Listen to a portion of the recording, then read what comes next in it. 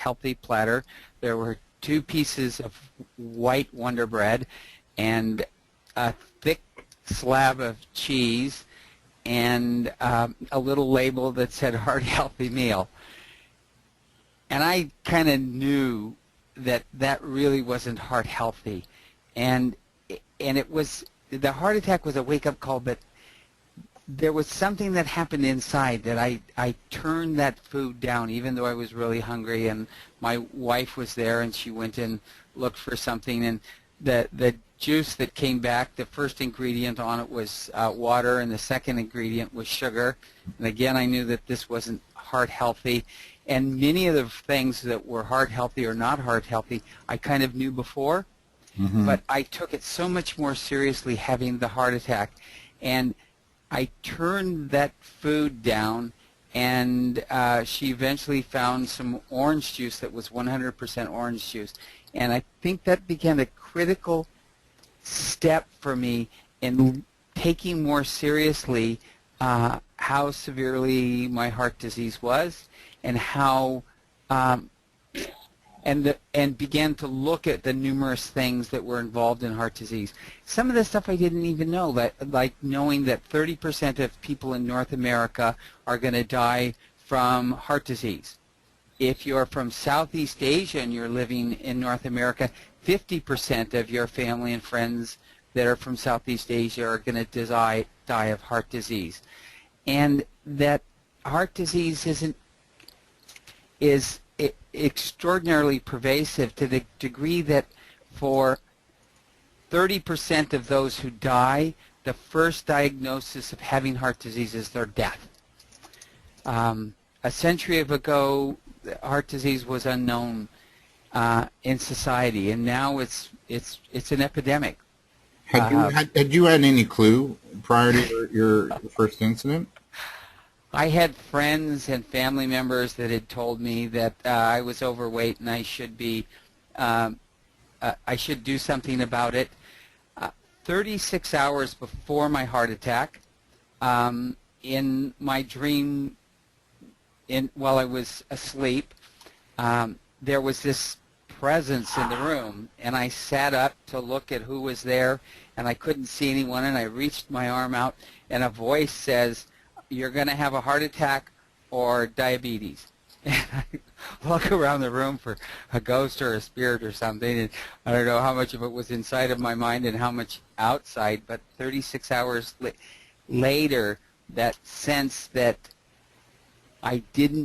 there was no more time to just sort of keep putting it off. I always believed that, well, eventually I'll get healthy again. And I think most people who end up with a heart attack are in the position of putting off the things, many of the things that they know what to do, into a later time. And having the heart attack, a friend of ours who was the head nurse at Toronto General Hospital, in one of the clinics there, she rode her bike out and she saw me and she said, "Oh, you're still alive," meaning that 30% of the people who have a heart attack do not make it to the hospital, and of those who make it, in the next year, about another 30% of them are going to, within a month, have a stroke, and within the year be dead.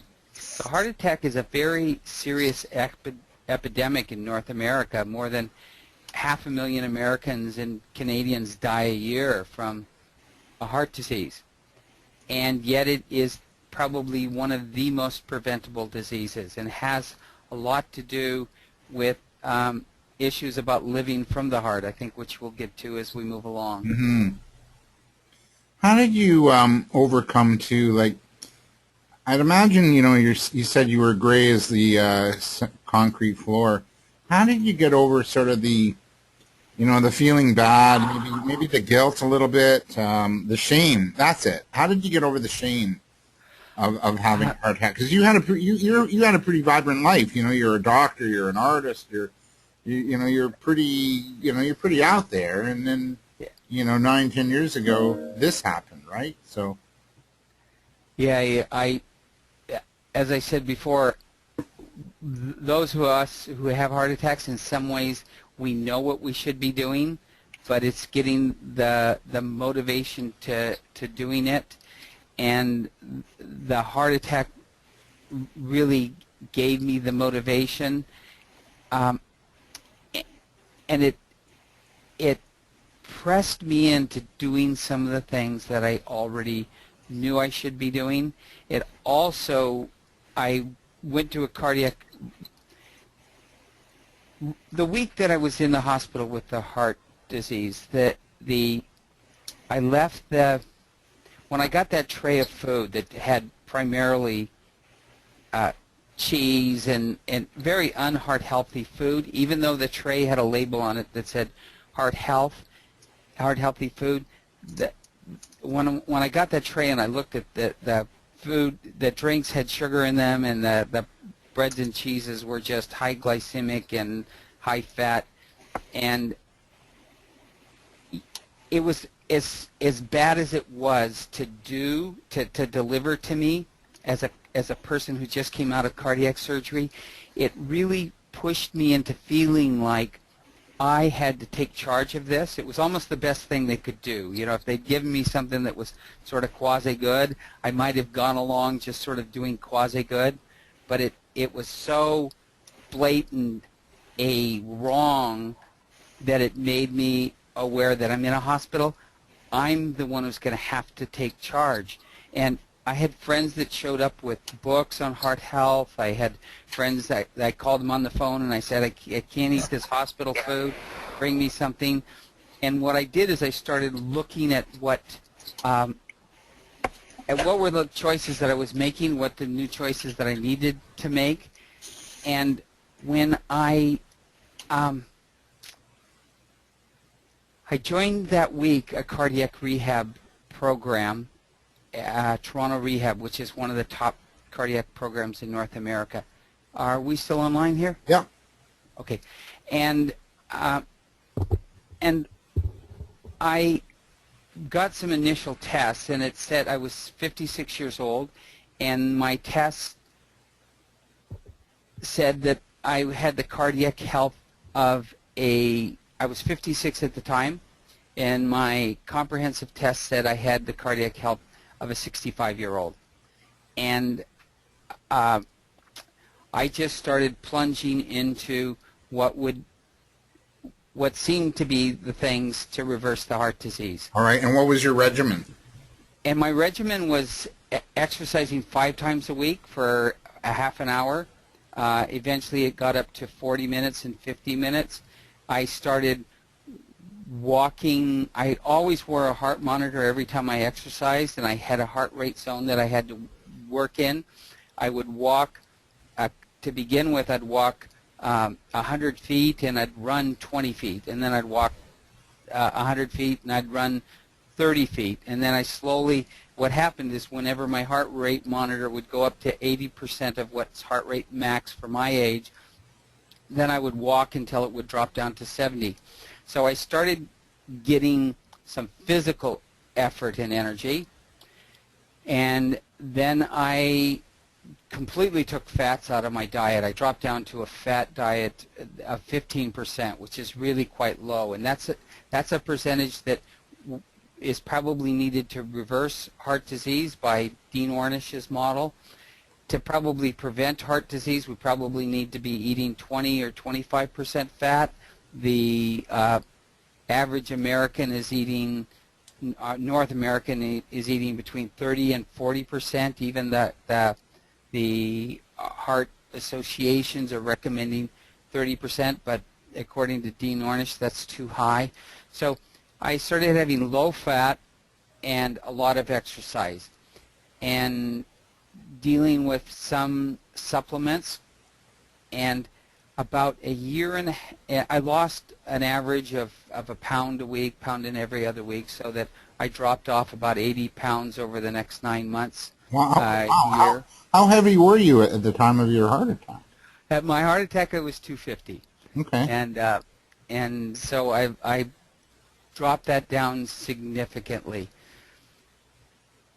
And so 9 months after I started the cardiac rehab, I got a phone call in the middle of the in the middle of the afternoon from the head supervisor of the cardiac rehab program, and at work on my cell phone. And she had never called me at work on my cell phone. And her first words were, "Hi, Dr. Irving. We redid your tests 3 times this morning because something seemed to be wrong." And so I'm ready to have a heart attack again. And she said, in all of our years here, in all my 25 years of working here, I've never seen anybody who's made as much improvement as you had. And I went from a cardiac health, a VO2 of 26 to 36. So I went from a 65-year-old to a 40-year-old in 9 months. So I gained about 25 years of life there by really thinking about all of the things that have to do with what we typically think of as heart healthy issues, which is food and diet. Yeah. And some medicines. But you said you had a stroke after that, though. Yeah. So a year and a half after, 9 months after I got this fantastic results of how great I was doing and got a little bit of a inflated ego, the universe came along and hit me really hard in the side of the head in the carotid artery, and I had a stroke. And and not only that, but the stroke had made me blind, and as well as the slurred speech and all of those things that come with a stroke.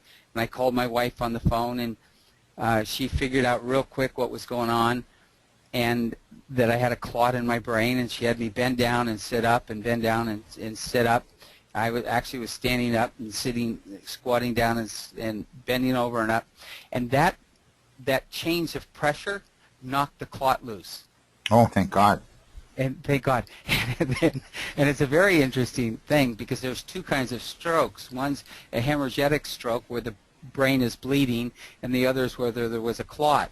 And if it had been a bleeding stroke, it would have actually done a much worse job and would have killed me, which would have gotten rid of her problems. Or laugh. Okay. Yeah, I know. Or it would have knocked the clot loose. And in every doctor I've mentioned this to, they've also said, "How did she know to do this?" And it's just she's very bright. And so Cool. I went and I had to get carotid artery surgery to clean out the carotid artery, and the doctor doing the surgery, Dr. Campbell, one of the really top carotid artery surgeons in Canada, said to his intern, "This is what new stenosis looks like." And I had to be awake for the surgery in case there was another stroke. They have to tell to put thinners in and such. And so 10 days later at the post-op meeting, I said to him, "You said new stenosis. What do you mean new stenosis? Like the last couple of years or last few months?" And he says, "I mean like very recently." And I said, "The most stressful time of my business life has been this past fall." He said, "I can't stress how much you have to get stress in order." So my first work that took my cardiac health down from a 65-year-old to a 40-year-old mostly dealt with diet and exercise. And then after getting the stroke and I realizing how much stress I had in my life, that then I went on a journey of looking at stress and mindfulness and spirituality and cultural expressions and all of those things that we mean by heart. When we speak about heart cross-culturally and historically, we typically are not speaking about a pump and its plumbing. We're speaking about those things that come from the heart. And what is it that comes from the heart?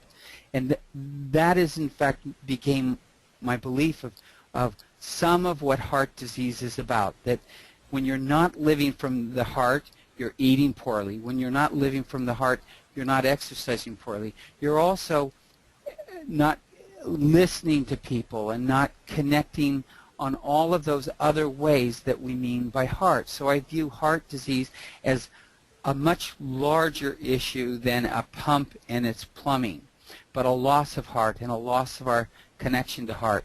And so I reached 65 after, 10 years after my heart attack almost, and my test when I was 65 gave me a VO2 of 46. They actually stopped the test because their protocol said limited them to how far they could push you.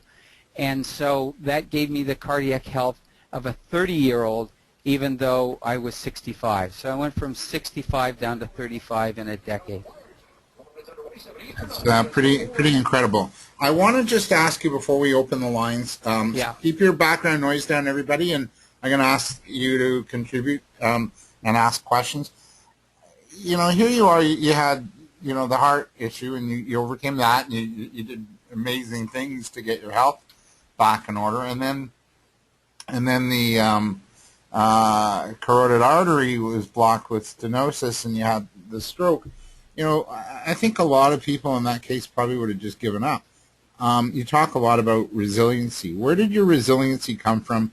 Who helped you along the way, and what was it that kept you kind of moving forward? Because I think a lot of people in that case, I'd imagine, I know personally, I don't know, if it was me, I probably would have been really like a little down in the dumps, you know? What kept you going, and who kept you going? Your wife, obviously. Yeah, I think you got a very important point there. 30% of people who have a heart attack or cardiac surgery have a cardiac event.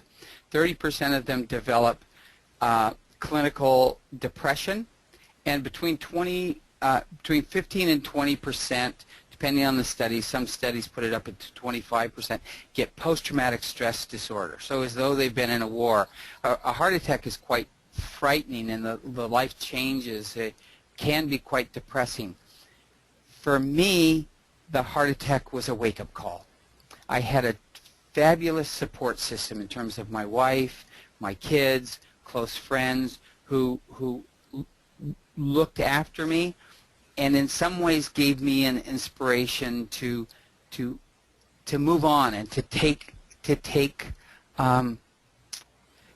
action to turn it around. I really, when I was during one of my heart surgeries, a nurse, let me see where do we start here? I ended up needing to have a double bypass, and that didn't have anything to do with the heart disease, but had to do with some scar from one of the surgeries. And when I came out of the anesthesia from the surgery, and I was talking with the surgeon who did the surgery, and I asked him about what had, why am I back here with needing to have surgery when everything looks so good? And he explained that it had nothing to do with stenosis, had nothing to do with cardiovascular disease. He said, your arteries look like they're the health of an athlete. It really has to do with this scar tissue that built up. And in some ways, I began to look at some of my life events in a different way after the heart attack. And when I looked at having to go back to get the bypass surgery, I looked at what was the gift in that. So the gift was that I got to hear what the inside of the arteries looked like.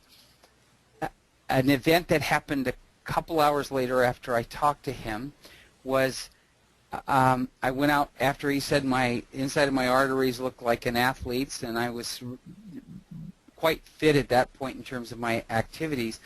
I went for a walk, and I came back, and the nurse saw that I was low on oxygen, and she put an oxygen mask on me and left and forgot to turn on the oxygen.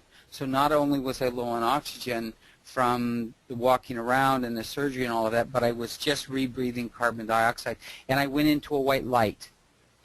And that white light is the near-death experience of passing to the other side. And a guide came to me in the white light and said that the greatest gift that your parents gave you, which is they were very, very abusive, is the severity of their abuse and the extent of their abuse. and what it gave you was the breadth of your wisdom and the depth of your compassion.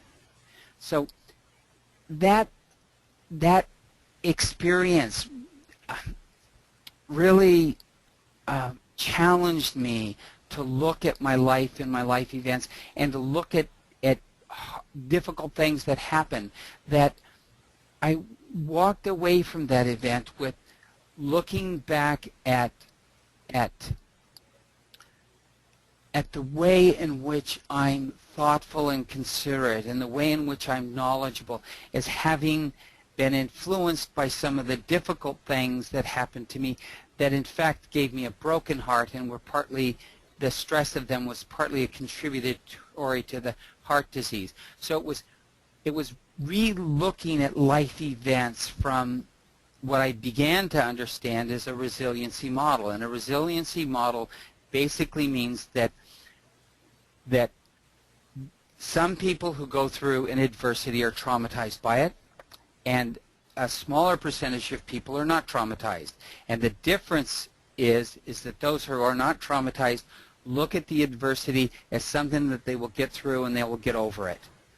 That that there's some kind of gift or lesson, there's some kind of an opportunity that comes because of the adversity, and that they have a positive outlook and a positive thinking. Now, some people are just spontaneously resilient, but through research with positive psychology, which began the first part of the 20th century, really for the whole of 20th century, psychology looked at trauma and what was the impact of trauma. And then in the 1990s, positive psychology started looking at those who were not traumatized and what are they like as a person, what do they do? And what they do can be taught, and what they do anyone can do. And that's basically, when you have an adversity, look for the way that helps you to believe that you're going to get through it. Start looking for the opportunities, start looking for the lessons, start looking for what are you going to gain because of this adversity. And the other is just keep an upbeat, optimistic outlook.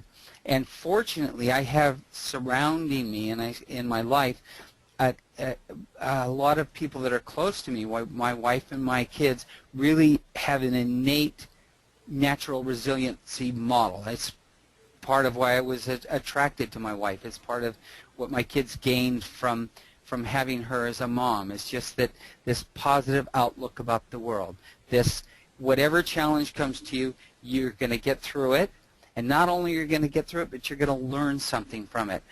And that resiliency model, I think, is why I walked away from not having post-traumatic stress disorder as a result of the heart attack, why I didn't end up with this severe depression. And in fact, some of my post-traumatic stress from childhood got healed and improved because of the heart attack. All right, I'm going to stop you on that note because I want to talk more about that, but I'm going to open up the line for people to contribute. So I'm going to unmute everybody. Jillian, Milana, Saskia, just keep your background noise down if you can. So on a count of 3, 1, 2, 3, I'm unmuting you. There you go. Everybody's unmuted. Steve, so whoever has a question, feel free to jump in. I have to I put myself on mute. Okay. That's Jillian? Can you help me out? Because Sorry. Do you want me to put you on mute, Jillian? questions and that's background noise. Yeah, I know. Well, do you have a question? Sorry, what do you want me to do? Help me get up. All right, I'm going to put her on mute. Milana, Saskia, Steve, do you have questions? Not at this time. Go ahead. Yes, it's Saskia. Yeah? Yeah, there's actually different things. Thank you for sharing your story. I think the world that we live in right now, where mental health is becoming such a major issue, which I believe will lead to too many heart attacks. You know, when I do a talk for women, a while back, 2 years ago or something, I found a flyer and it jumped out at me, and it was from the Heart and Stroke Foundation, and it was the Heart Truth campaign. And it's very obvious on the front of the flyer, it keeps repeating, We never put ourselves first. We never put ourselves first. We never put ourselves first. And it was specifically for women, and it tells in the flyer that the number one killer of women in Canada is heart attack and stroke. And why? Because as women, we multitask, we take care of everybody else, but not of ourselves. And what I found interesting was that they said, like, we just say, like, oh, it's nothing, I'll be fine again tomorrow. That's the common expression that we women seem to have. And then they gave a few options, like eating healthy, exercise, and don't smoke. But I always add, what about shifting your mindset? What about working on yourself? And I found it really interesting that it wasn't even mentioned, but I'm an advocate for that because women need to put themselves first. They need to get in touch with their heart because their heart is their life. It tells them what is good for you, what is not good for you, and it helps you to understand that if things are not good for you, your body gives you signals. And don't pop a Tylenol into your body where you just have a headache. No, look into a deeper psychological cause. So moving from your head into your heart, I think that's the most important teaching that we need to learn. Saskia, I think that you've got a lot of very, very keen points there, and that is that women are increasing in the degree of heart disease, and in many ways it is being taken out of the role of living from the heart.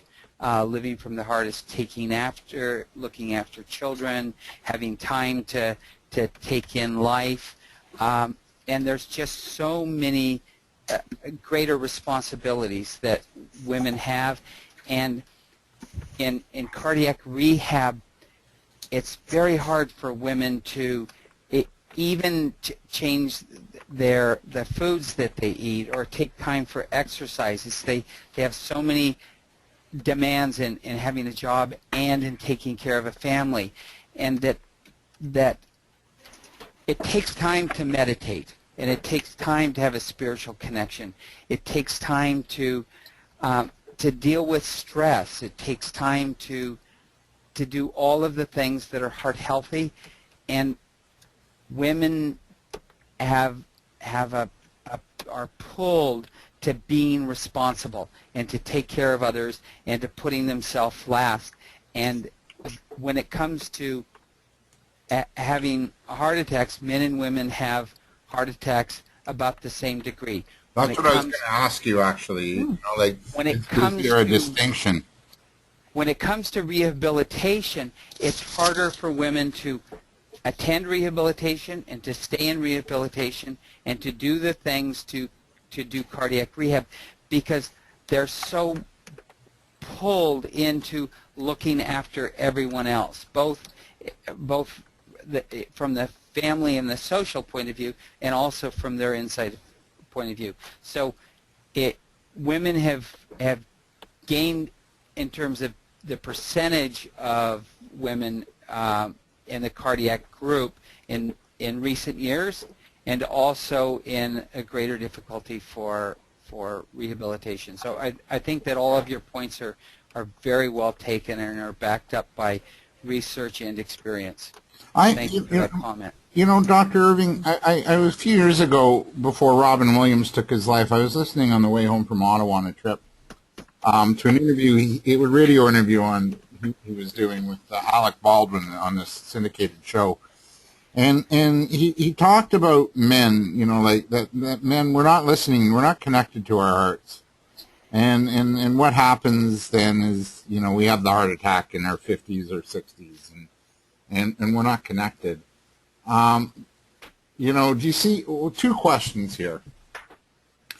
How much, you know, like if you're going to look at having a heart incident, like a heart attack or stroke or whatever, how much of it is that we're not listening to our hearts? How much of it is, you know, lifestyle, diet and exercise, and then stress? You know, like Is it like 30, 30, 30, or what is it? And is there and then what you're saying is there's no difference between men and women. And then the other question I have is we have to listen to our hearts. And I find like my sadness comes from my heart area. When I do my meditation in the morning, Yep. I have to release my heart. And it's sadness, I don't know, it could be from when I lost my dad, or went through a divorce, or whatever it is. It could be just watching the news and, more people get killed in the Middle East or something. Like that stuff affects you. Yeah, well, there are a couple of ways that works. Is there are hormones that cortisol and a variety of other, in effect, chemicals or toxins that float around in the blood that are a response to stress and a response to being anxious and nervous. Likewise, there are properties that have to do with having a spiritual connection, with having to care for others, with having to do acts of kindness that, in a sense, calm the heart.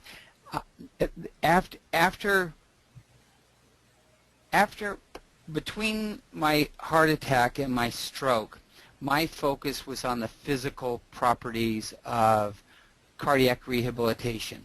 And after the stroke and seeing how much, even though my diet and exercise and all of that stuff, I was doing the right things, I wasn't taking the stress reduction so seriously. And when I started looking at stress reduction, then I began to think not just only stress reduction, but all of those things that we mean by heart: a spiritual connection, meditation, just listening to your heart in terms of cultural expressions in art and music, harmony and balance, all of those things that we mean by heart, I think are part of what, losing those is part of the root of heart disease. And I can't give you a percentage, but I can say that when we first started dealing with heart disease in a medical framework, it was dealing with stress and medicines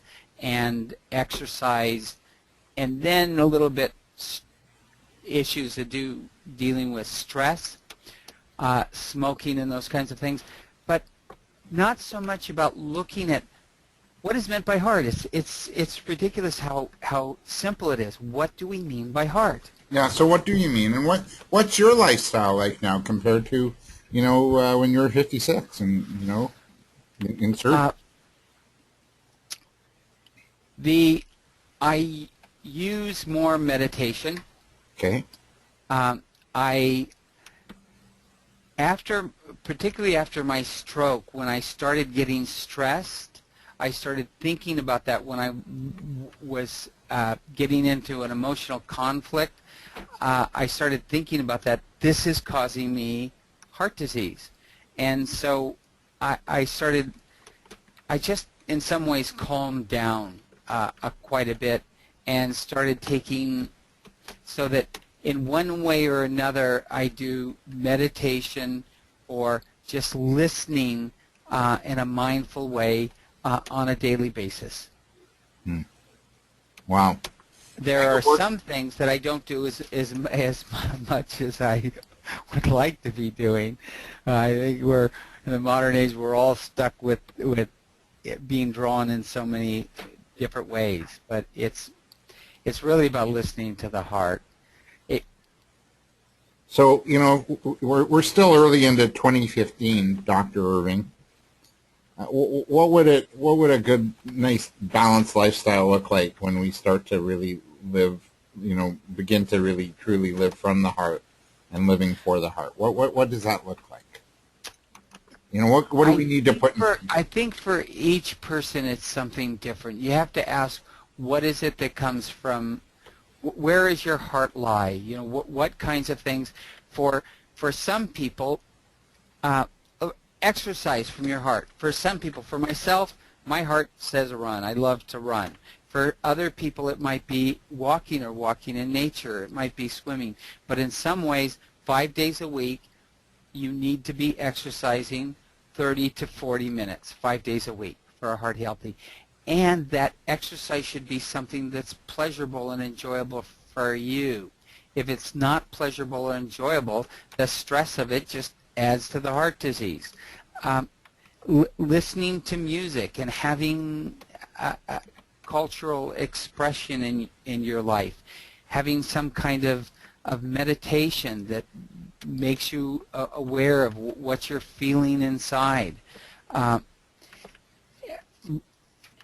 I think loving other people and letting other people's love come into you is something that's it's from the heart, it's for the heart, and it helps with heart health. Every person has a different activity or lifestyle that's for them is living for the heart, but I think that we need to be more heart-centered in our individual approaches to life to have a healthy heart. Okay. Now you work with heart patients, right? In your I do. practice. Yeah. What do you see the differences between how women deal with it after the fact and how men deal with it? Who's doing better? Who's listening more to their heart? And who's more proactive? And also, men do suffer from depression, and they worry about their masculinity and their sexuality is in question. Is it the same for women?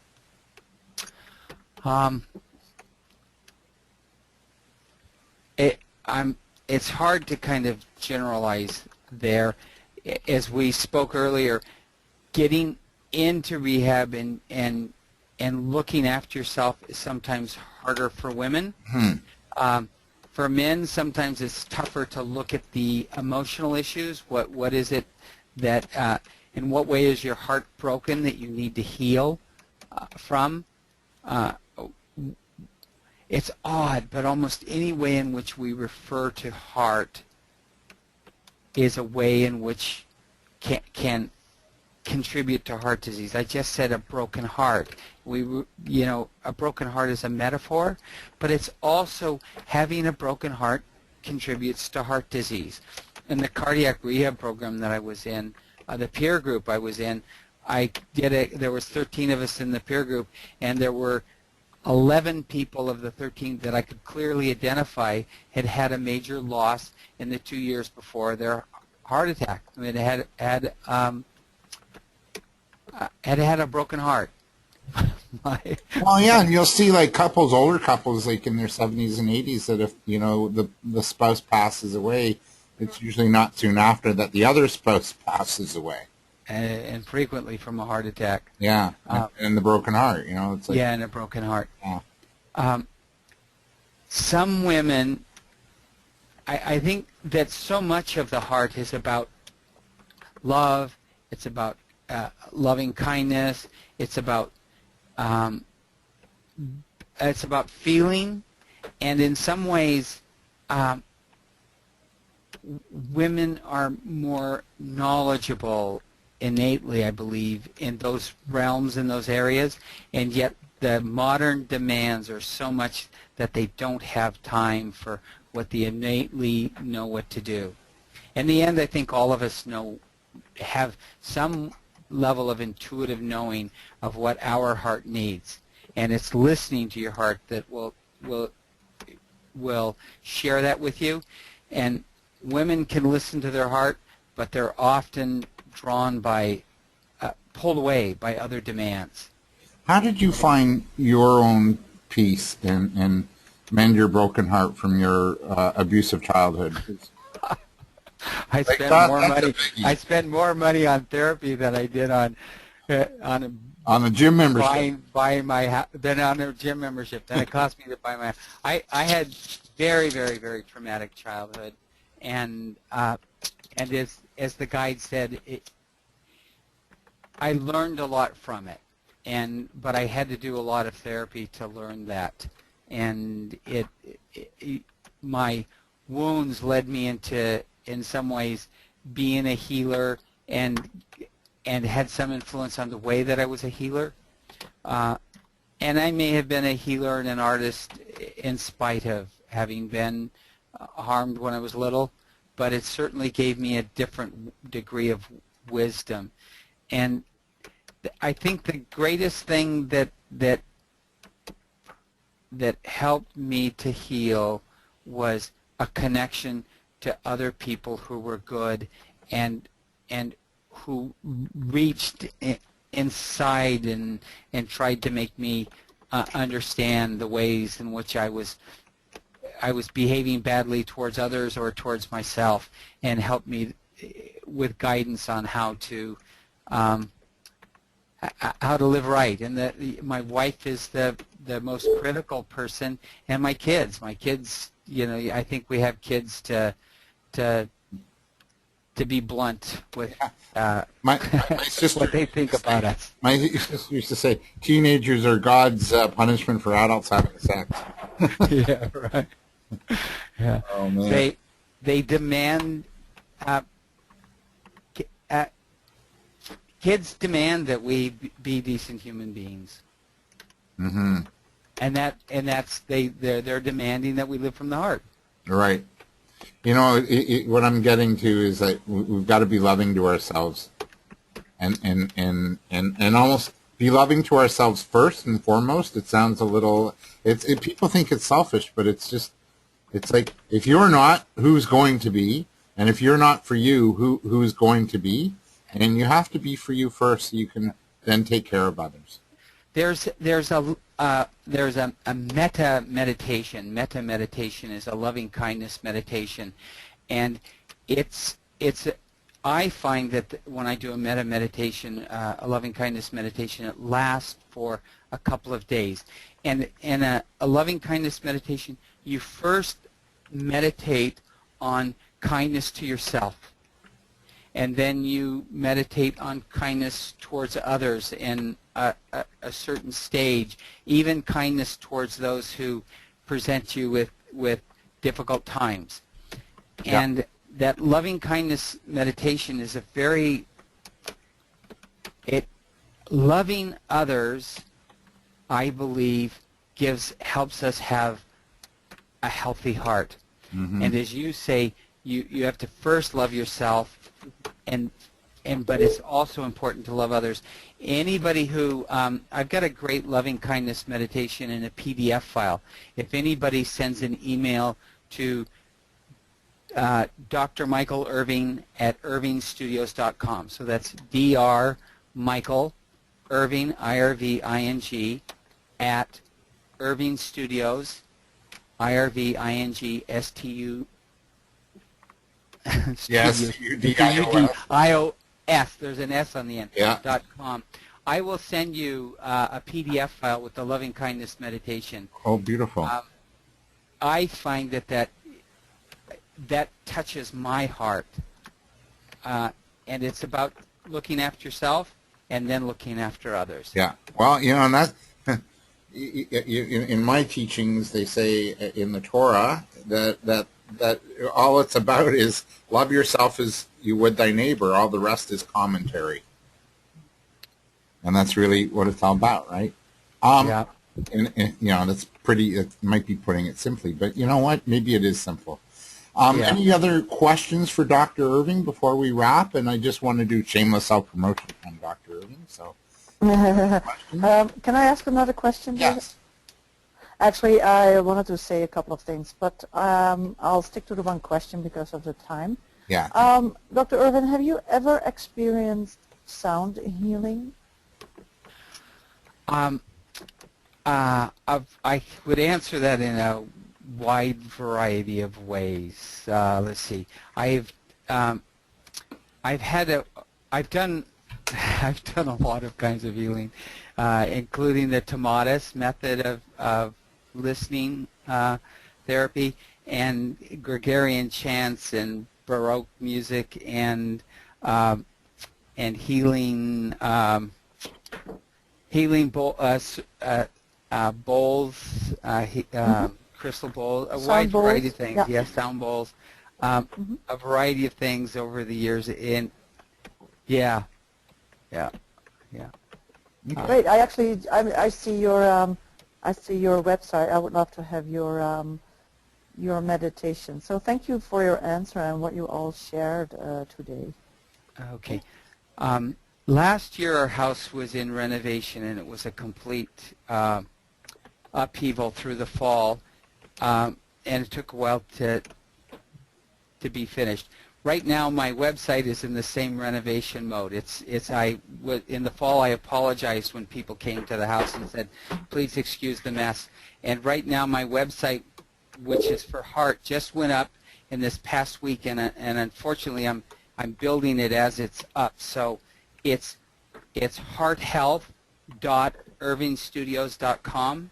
So hearthealth.irvingstudios.com, and there's some links there for some free ebooks and for some other programs, and they're not quite live, but it's by the end of February is my deadline for having it all rebuilt. So thanks for looking at what you saw so far. That's irvingstudios.com, but the subsection, the domain that goes to the Heart, is hearthealth.irvingstudios.com. Beautiful. Yeah. Okay, great. And thank you for sharing the Heart Healthy meal in the hospital. I have just made a major, horrible discovery at Sunnybrook, and I'm so freaked out about it. But anyways, Right. I won't mention that. But yeah, thank you. But Yeah. the Not just hospitals Sunny- are definitely not heart healthy. Yeah. Oh, yeah. Saskia, it's not just Sunnybrook, believe me. All hospitals need a little shake-up with what they serve. Yeah. And I just want to thank you so much, Dr. Irving, and I want to thank Milana and Jillian and Cheryl and Steve and Saskia. Thank you. And just last, what do you got going on that we should know about in shameless self-promotion time? You can go for Baroque here. I want to give a compliment to everybody, to give a big hurrah to Jillian, who has joined me in working towards doing the marathon in October.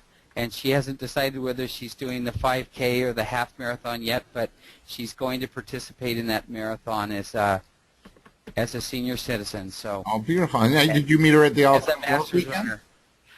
I met Jillian on and off over the years with Paul Toby. Jillian's quite a remarkable businesswoman. Yeah, no, I know. She's great. What a spirit. And where do we, again, where do we get a hold of you and connect? Okay, Dr. Michael Irving at irvingstudios.com, or on my phone number's right up in the big right-hand top corner of hearthealth.irvingstudios.com.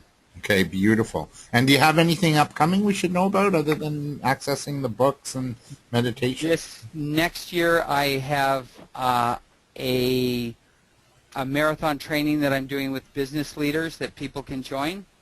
And in addition to that, there's a whole series of heart programs that are rolling out that'll be coming up on my website week by week, announcements about them.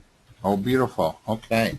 I really thank everybody again for taking time out on this cold night to be with us. I hope you got something from it. I know I did. And, to start living from that heart-centered place and really, do what brings us joy and so we can bring others joy and bring our true gifts to the world. And not be afraid to look inside, eh, Dr. Irving? Absolutely. Yeah. Thank you. Thank you for that. Living from the heart is living for the heart, and all, inside of us is where that wisdom to live from the heart exists. All right. This is where you get a hold of me. We do this every month. Our next month, I think we've got Nikki Pett going to show us how to, a little bit like living from the heart, but really acknowledging in our customers and being very customer-centric and loving our customers. So that's going to be next month. So thank you all, and if you like what you saw tonight, spread the word. We do this free every month, and again, Dr. Irving, I can't thank you enough, man. David, you're great. Joy. You are too. I really love you. Thanks, bud. Oh, thank you. Okay, have a good night, everybody. Thanks. Take care. Thank you. Thanks, Steve. Bye, Milana. Thank you, Milana, Julian, Saskia, Steve, and Cheryl. Yeah, Cheryl. Thank you, Dr. Irving. Cheers. Oh, thank you. Bye.